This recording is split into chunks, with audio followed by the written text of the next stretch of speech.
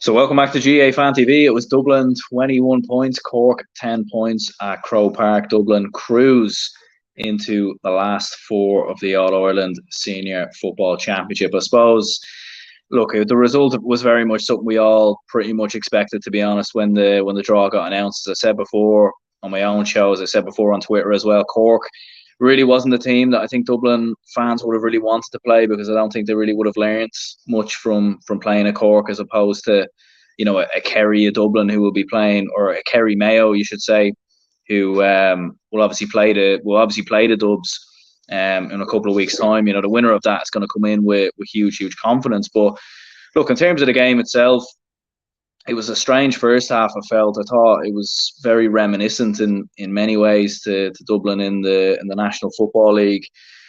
Too many one-dimensional hand passes. There was no real urgency in the play. It lacked fluency. The kicking wasn't quite there. I was actually a bit worried at half time, to be honest, because even though they were only 3 points up, I felt like Cork had a bit of an opportunity there to kick on and maybe do something, like maybe not win the game, but at least do something.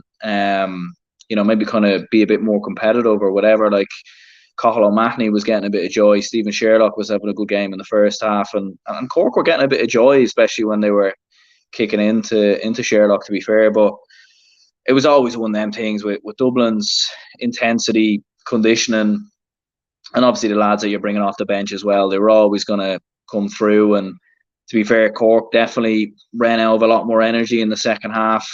Dublin were in cruise control. Kilkenny had a very good game, I thought, sort of in the half-forward line. He was very good. He kicked 2 points. And obviously, when you don't have Conor O'Callaghan, James McCarthy, those two lads are injured before the start of the game. Like, it's obviously a big miss. And, I think one of the reasons why Dublin probably got relegated was because of the fact that he didn't have Conor O'Callaghan. Like, obviously, his injury, he just had something different to Dublin, because they can kick directly into him. It's a vocal point in a full forward. They don't quite, when Con isn't in there, the level that we play with just isn't quite there. In my opinion, from a Dublin perspective, and I think you could see that in the first half and in the second half. So, depending on the status of that injury, it could be a bit worrying, maybe going into an All-Ireland semi-final, depending on how it goes. But largely much controlled in the second half. Like, it was just, when you were watching it was kind of a bit like watching a tennis match, to be honest. It was just very, very easy. Like, there wasn't much atmosphere really in Croke Park. I ended up moving down to the lower end of the Cusick, because there was no atmosphere at all in the upper end. And it was just very, very controlled. Fenton done very well. I think he kicked a couple of points. Costello done all right. It was just very measured. Like, you could tell really that Dublin were never really in trouble in this game. And it was actually, it finished 21 points to 10. It was almost identical to that of the Kerry Cork game. I think Kerry finished with 23 points, Cork with 11 that day. So it was almost a mirror image of that game, where, Cork showed a lot of fight, a lot of heart sort of in the first half. But then in the second half, Kerry, pulled away with a bit more sort of players from the bench, a bit more physicality as well.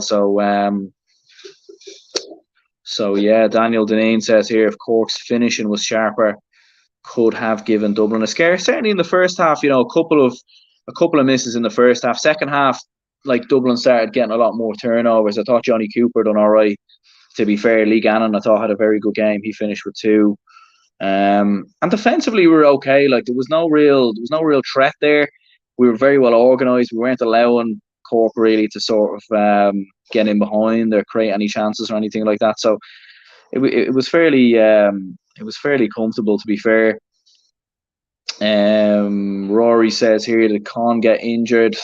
I didn't see anything in the Leinster final. Yeah, I'm not sure. Like, I did see a report, I think it was in the Daily Mirror or something like that he got injured, himself and James McCarthy in a versus B game. So I'm not 100% sure what the crack is there. He was obviously missing for the entirety of the league. So, if you're a Kerry or you're a Mayo fan, whoever comes through that game tomorrow, I think you'd be hopeful anyway. I mean, you don't wish injuries on any players, but you certainly wouldn't want him in the start 15. It gives you a much better chance.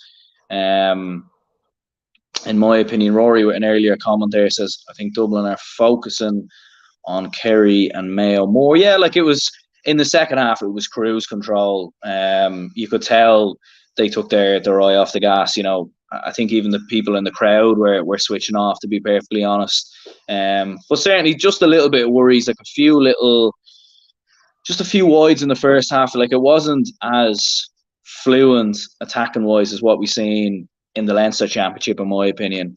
But then again, it didn't need to be, and we never ever looked like losing that game. Like not in a month of Sundays, really. It was absolute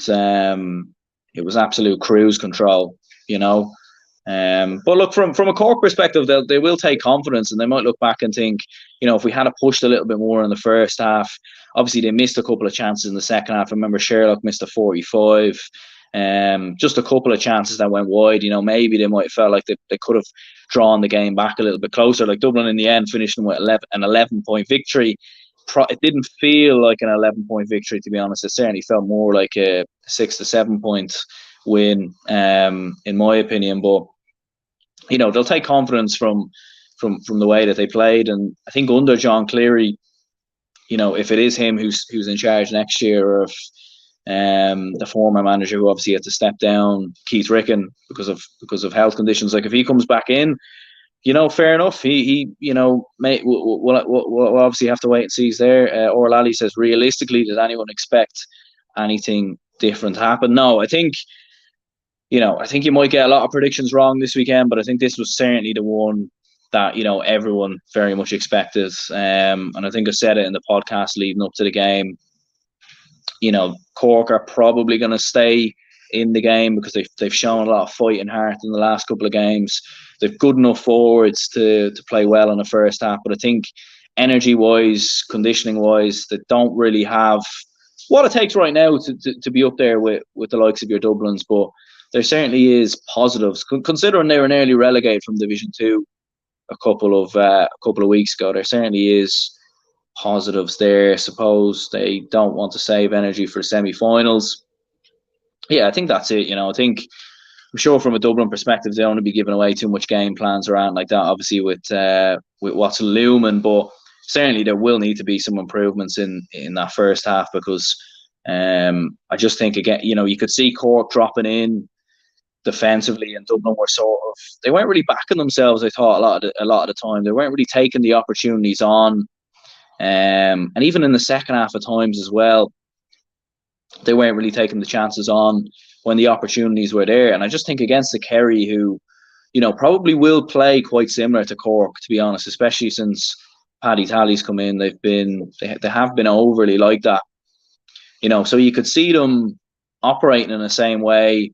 Dublin struggling to play through the lines. It just needs to be a bit quicker in that game, in my opinion. Otherwise, Kerry could cause Dublin a lot of problems in an All-Ireland semi-final, to be fair. But yeah, let me know your comments or your thoughts on the game in the comments down below. I was supposed to do this reaction after the game in Croke Park, but my phone went dead, unfortunately. So yeah, cheers anyone who tuned in or whatever. If you could hit the like button and subscribe, it would be much appreciated. Let me know your thoughts on the game as well.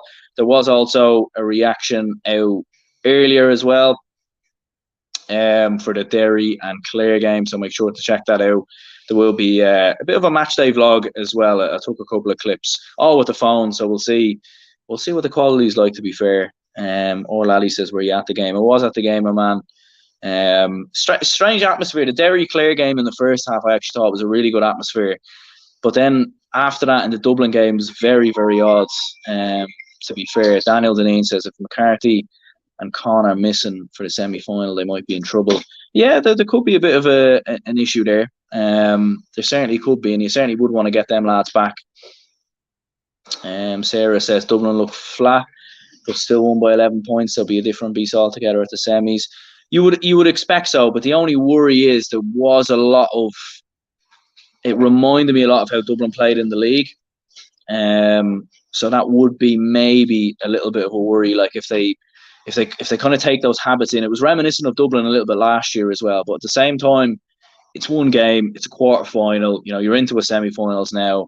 You're probably going to be playing either a spirited Mayo side that we've come up against so many times, or the best team in the country. So we'll obviously have to wait and see. But yeah, let me know your thoughts in the comments down below. Cheers anyone who came in.